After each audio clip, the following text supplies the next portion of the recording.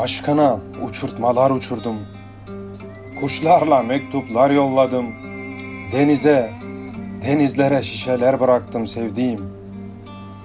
İçi sen dolu cümleler, buram buram sen kokan, içi ben dolu özlemler, voltasında yüreğimi yakan. Sensizliğimi doldurdum, tenhasına acılarımı koydum. Tükenmez bir vefa fedailiğiyle karaladım. Karaladım da her defasında kendimi yaraladım.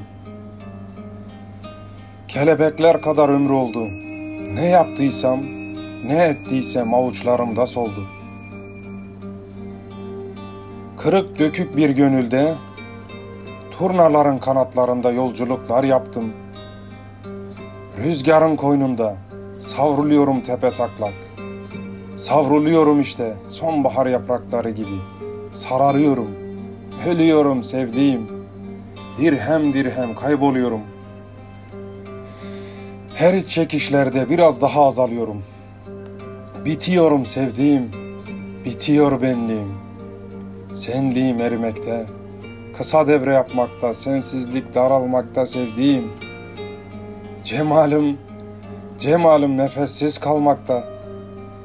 Bir zemheri ayazı gibi, kurşuni bir soğukluk öylesi ardımda. Son bir bakış istiyorum, son bir öpüş sevdiğim.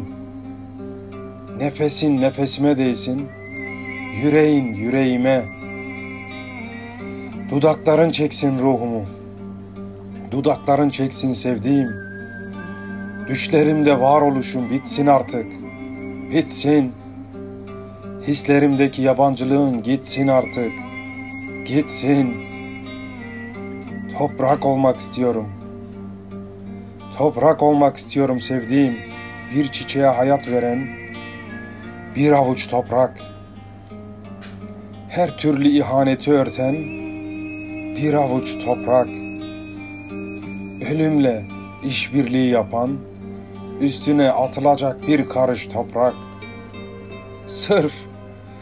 Sırf sen yalnız kalma diye, korkma diye seninle mezara girecek kadar ruhumu dirhem dirhem yakıp karanlıklarını aydınlatacak kadar, ruhumu dirhem dirhem yakıp karanlıklarını aydınlatacak kadar, şeytanla pazarlık yapacak kadar sevdim seni sevdiğim. Çok sevdim. Sevdim seni sevdiğim. Çok sevdim.